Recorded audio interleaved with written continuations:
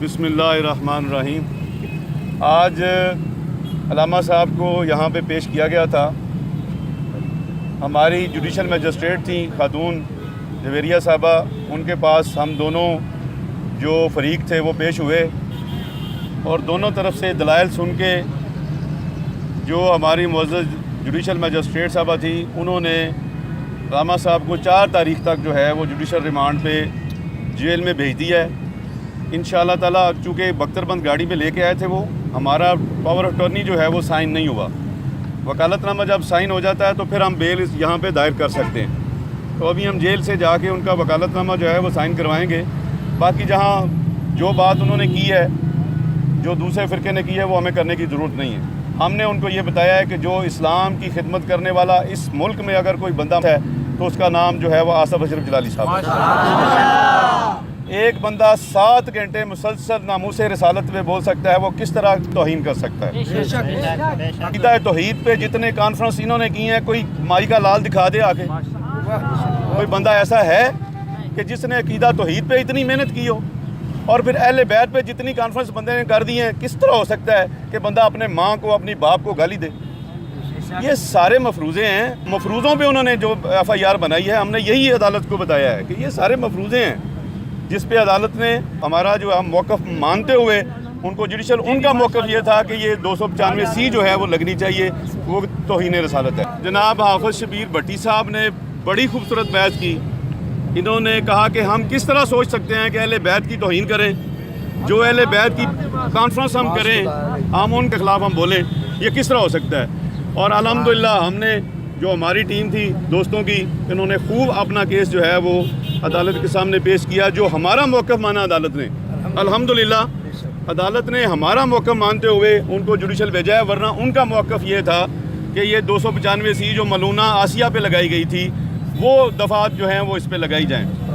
तो हमने कहा कि ये देखें, अगर ये दफ़ात होती तो फिर पर्चा ही इस पे दर्ज होता। अब क्यों दर्ज हो, अब क्यों उसमें ऐड हो, क्यों उसका रिमांड दिया जाए?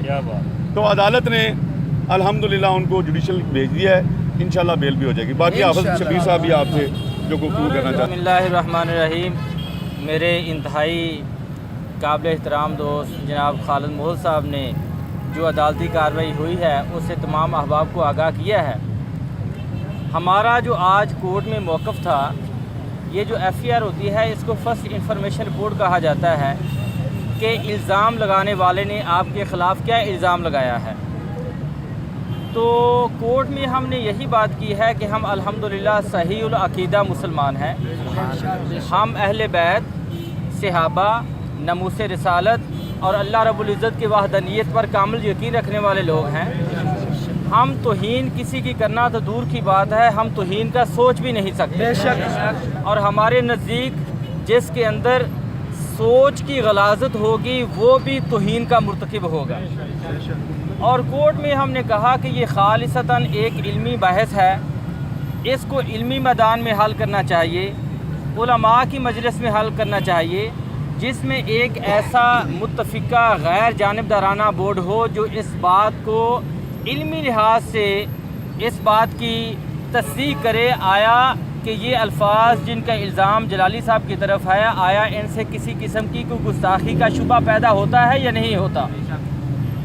और ये देखें कि इनिशली जो FIR थी वो 298 PPC के तहत हुई, जो कि काबिल ज़माना जुर्म था, और बाद में उसमें 295A और सेक्शन 13 और 16 MPO जो है वो भी ऐड किया गया।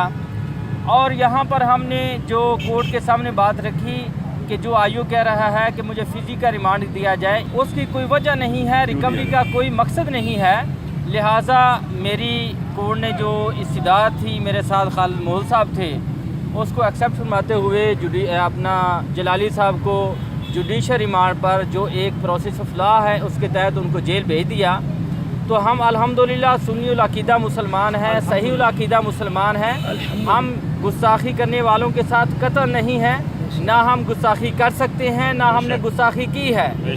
अल्लाह रब्बुल इज़्ज़त से दुआ है कि अल्लाह हमें इंतशार और फसाद से बचने की तौफ़ीक़ अता फ़रमाए, और अल्लाह अहले इल्म का जो इस वक्त इंतशार फैल चुका है, जो तकसीम हो चुके हैं, अहले इल्म को भी इंतशार से बचाए। تاکہ یہ علمی لوگ ہماری علمی سرپرستی فرماتے ہوئے قوم کی صحیح معنوں میں رہنمائی کر سکیں. آمین. وما علینا.